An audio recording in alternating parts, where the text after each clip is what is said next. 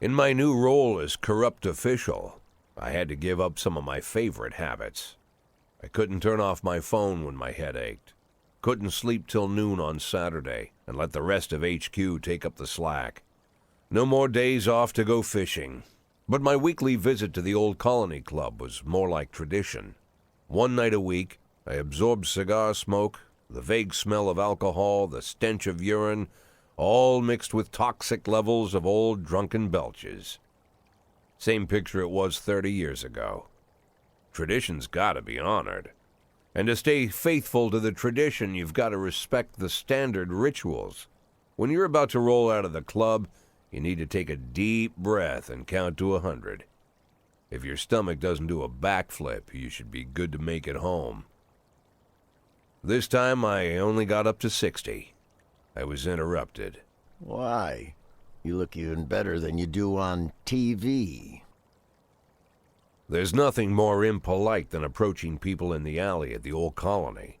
This is the most private place in the city. All who enter here dirty their shoes with the most elite stream of vomit in Freeburg. This asphalt has been blessed by judges, lawyers, artists, businessmen, and all our politicians. Takes a lot of balls to crash the party. My head was a drunken haze, but I knew who he was. A cartoon gangster suit straight out of Dick Tracy. Fancy voice, fruit cologne, sassy strut. That's how the newspapers described Vikas Varga, rising star in Freeburg's criminal underworld. He appeared out of nowhere, and with the support of the local punks, Varga broke all the old rules of organized crime. He killed those who could not be killed, traded what could not be traded, and robbed those who could not be robbed. In just a single month, this man had gathered an incredible amount of power. He's been called everything from a clown to a madman to a criminal genius, and more often than not, he's called a low-class upstart short on ideas. But if Vargas was one of the old crime bosses, he'd have been cut into pieces and fed to the river. Look past this guy's arrogance, and there's something about him. The city is still deciding what to do with him. Meanwhile, he's burning down the houses of old city mobsters. Not the best time to talk, Mr. Varga. Well, you know my name. I'm flattered, although not very surprised, to be honest. I might be a little short on manners. Like they say in your fair city, with the right manners, you can go anywhere. Well, I don't want to go anywhere. I want to stay right here. Even the criminal world needs manners, Mr. Varga. And one of them is this: don't interfere with a drunken cop who's trying to take a shit and puke at the same time. Oh, you exaggerate. But is Freeburg always so gentle with its officers? You've been a bit roughed up lately. I see you already know Freeburg quite well, Mr. Varga. Well, I love to learn and look around. But I do know that the inhabitants of this fair city should be friends, Jack. Maybe it's true I don't have the best manners. After all, it's only polite for friends to share their phone numbers.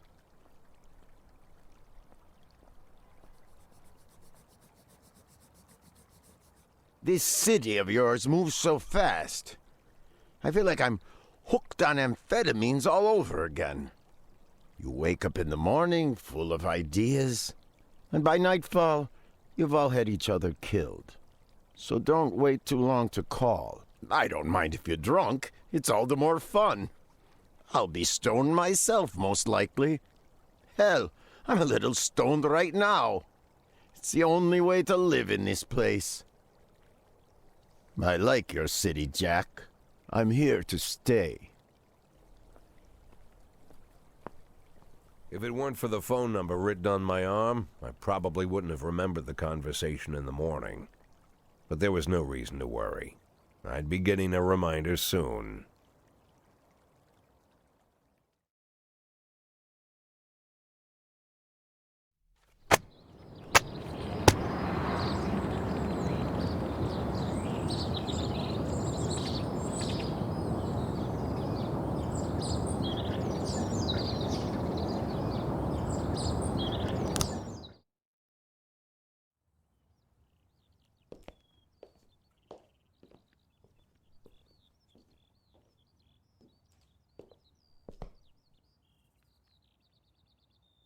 My morning ritual was plagued by the smell of Vicus Vargas' fruity cologne. It was like the sharp citrus scent was chasing me around the house, as if Vicus was right there in my living room.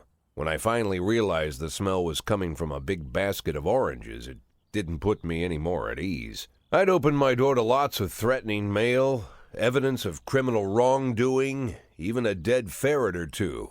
But fruit? Never.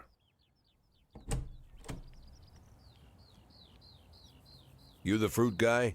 Excuse me? Was it you that brought the basket of oranges? Nah, it was here when I arrived. Fine.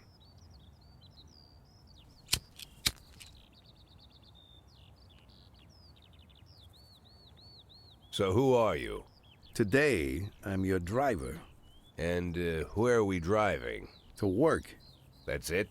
Yeah, we have to make an important stop along the way. Where? The ranch. What ranch? Just the ranch. Fine. The morning seemed surreal, and I took in the magic. Why wreck it with meaningless chatter? As my tight-lipped chauffeur drove an hour through God knows where, I started to feel like I was in the middle of a bad dream, probably lying bloody and concussed in the alley behind the old Colony Club, my nose buried in a rotten orange peel. But no, this was no dream. The silence was real, the sound of the engine was real, the dust was real enough too. And there was the ranch over the horizon. It all seemed familiar. The Sand family's overbearing mansion has been the talk of the headlines for decades, but few have managed to get closer than a few miles. I guess I'm just lucky.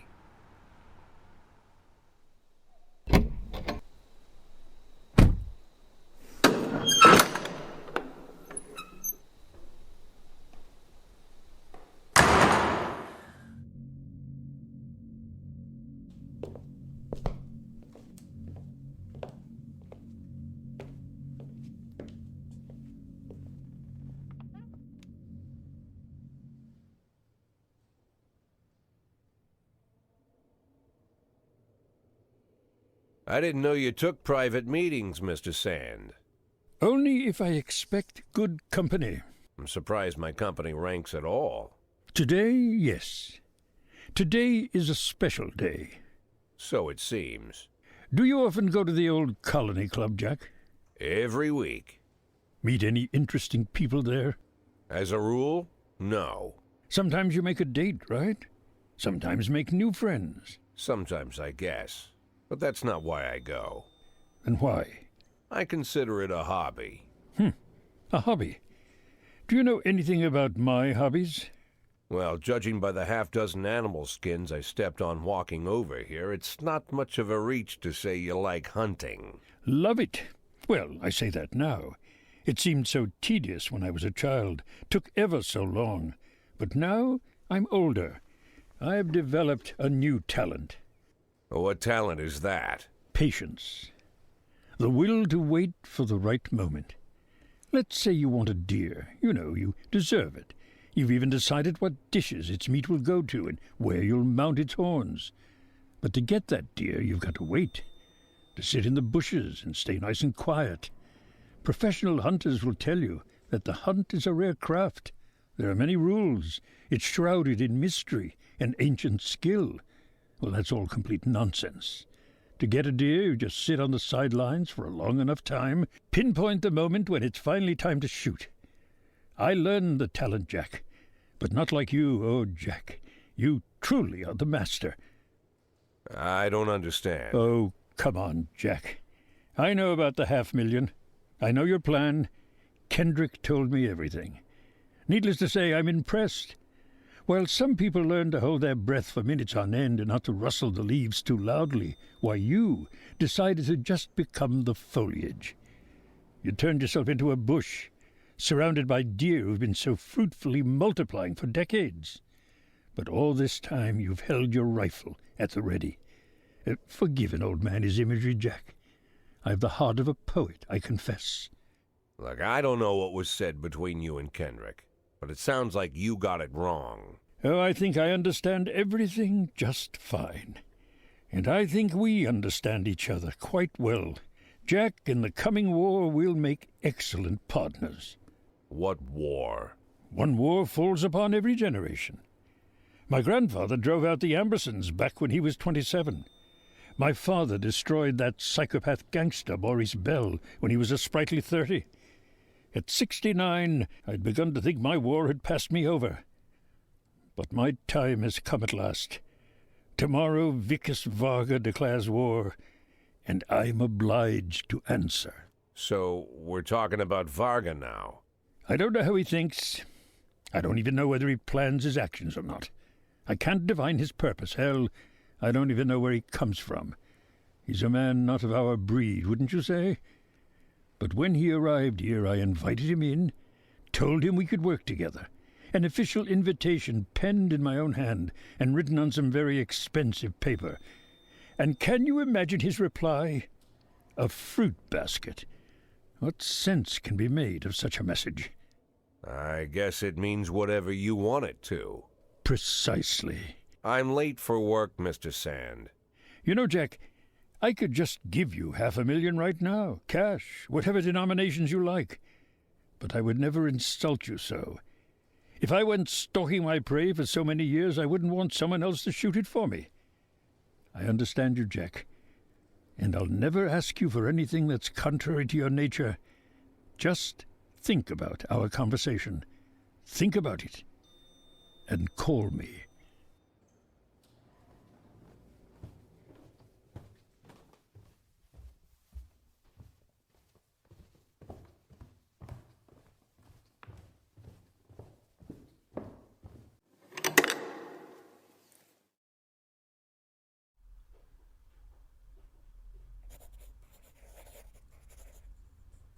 Like I said, it's a whole new life, and I've had to give up some old habits. One of them, keeping away from things that don't concern me. Now I can't afford the luxury. This spotlight I'm under, concerns is all I got.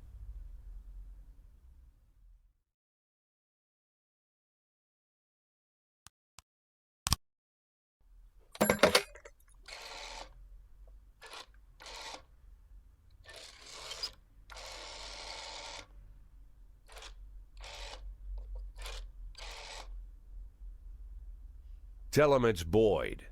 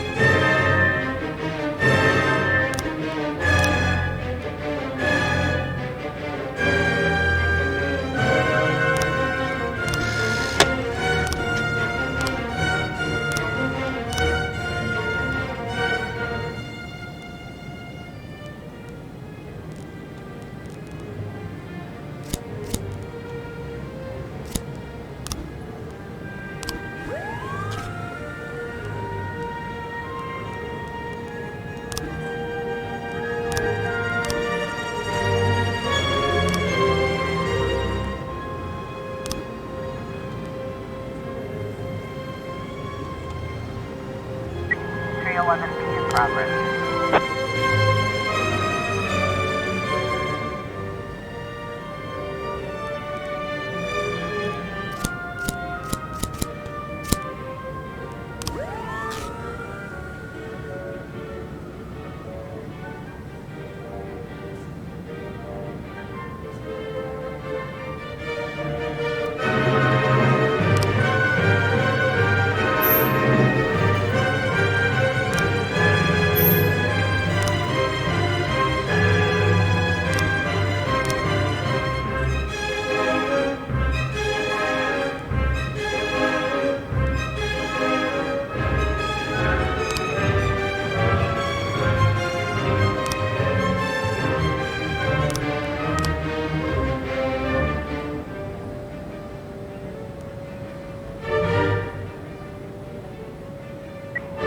I was trying to raise 10-1, Sergeant Hotspot. 311 412A in progress.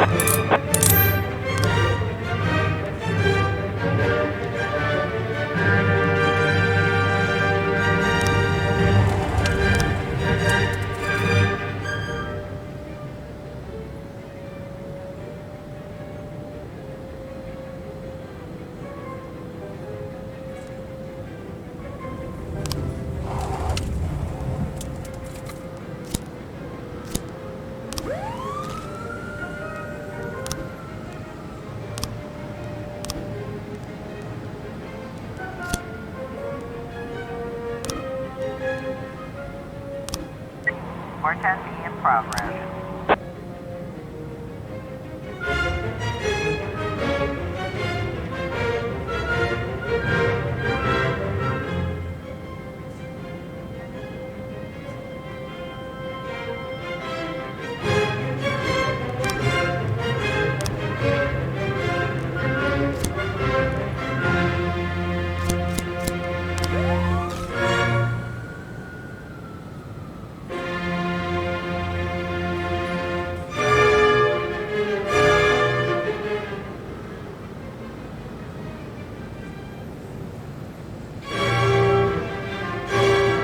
We've got a situation here.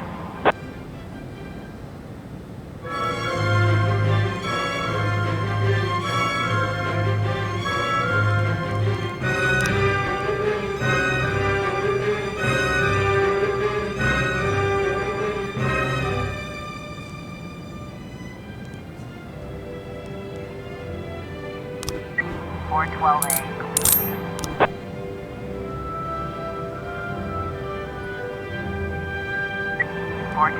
410A in progress.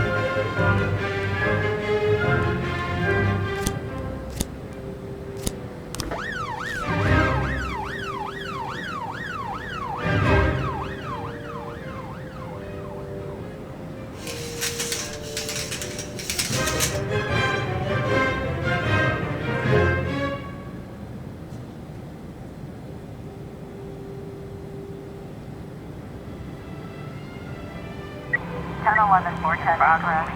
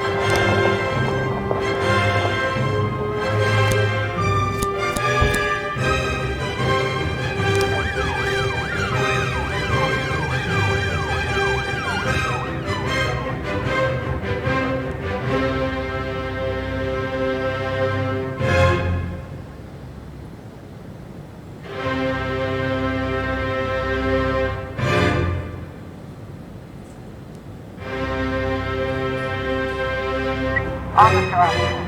Looks like we have a situation here.